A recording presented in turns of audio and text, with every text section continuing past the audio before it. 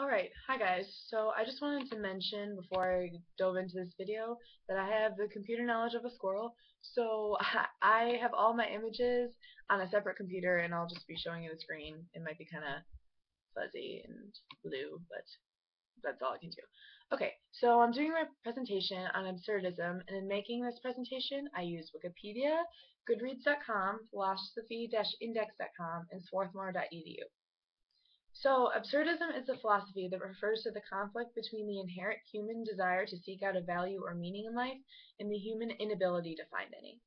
In short, the school of thought outlines that humans will fail to find meaning due to the endless amount of information that is provided to them, as well as the large amount that is still unknown. Normally, in context, the word absurd refers to the logically impossible, but in this case it refers to the humanly impossible. The philosophical school of thought is closely related to existentialism, which acknowledges that philosophical thinking begins with the human individual. The idea of existentialism has its origins in the 19th century Danish philosopher Søren Kierkegaard, and it confronts the problem that humans face with the absurd.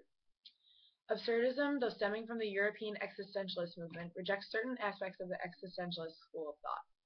In fact, Albert Camus, the author of The Plague, is the most prominent instigator of the absurdist movement. Here's a picture of him. Hope you can see it. There we go. Alright. I also have some quotes by Camus regarding the absurdist philosophy. In one quote he says, "Man stands face to face with the irrational. He feels within him his longing for happiness and for reason. The absurd is born of this confrontation between the human need and the unreasonable silence of the world." And I have another quote here where he says, "If nothing had any meaning, you would be right. But there is something that still has meaning." He first published his philosophical theories through the essay The Myth of Sisyphus. In the essay, Camus introduces the idea of the absurd, saying that our search for meaning is futile and includes in it that the world lacks God, truth, or morals. In this case, it would seem that since our existence seems pointless, that the answer would be suicide. But Camus says that this is not the case, and rather it requires one to be aware of our own existence, but not to let oneself sink into it and to instead rebel against it. He outlines ways to live the absurd life and goes on to conclude in the final chapter with the Greek myth of Sisyphus. And here is a painting of Sisyphus. Hard to say. Okay. I hope you can see it. Yeah. Pretty nice. Okay. Sisyphus was condemned to push a boulder up a mountain forever, which clearly is a pointless and meaningless task. At the moment when he becomes conscious of his fate, it is tragic. But Camus states that he begins to conquer the absurdity of his condition, and he eventually becomes contented with acceptance with his state, and therefore conquers his absurdity. The concluding paragraph of the essay, I actually have it right here, and I will read it to you.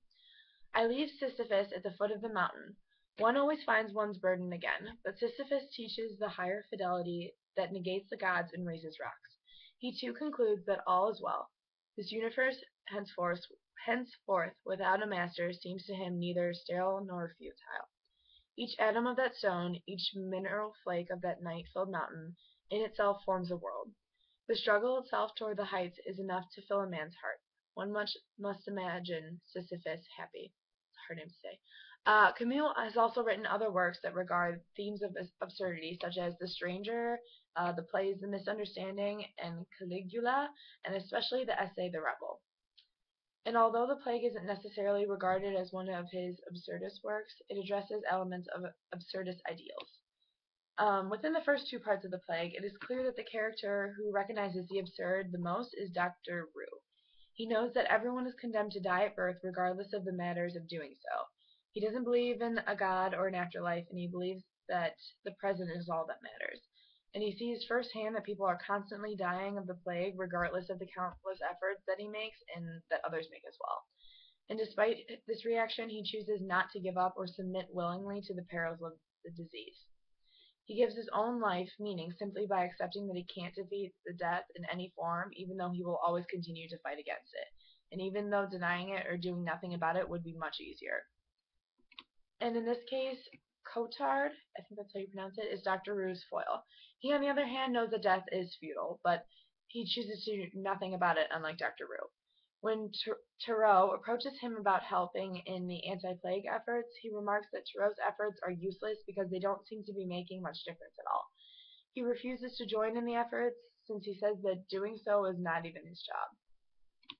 So, that concludes my presentation, and I have my questions right here that I will also post on Blackboard. So in reference to the plague and some connection to absurdism, here are my questions. Number 1 is, if a fatal illness had swept an area in which you live and the assumption is made that you are not working as a medical professional and you had no family to protect to begin with, would you think that you would risk your own life and try to fight the illness of others like Tarot did? Or do you think that your effort would make very little difference and therefore not fight the illness at all, like Cotard? Why or why not? Number 2, would you think that the best kinds of medical professionals would have similar views and beliefs as Dr. Roux? Why or why not? And number 3, from pages 47 to 51, Roux and the rest of the medical board discuss how they should go about dealing with the illness. Discuss the passage's relation to the themes of solidarity, community, and resistance. Alright, so that's my video, and those are my questions, and I'll see you guys on class on Tuesday. Bye!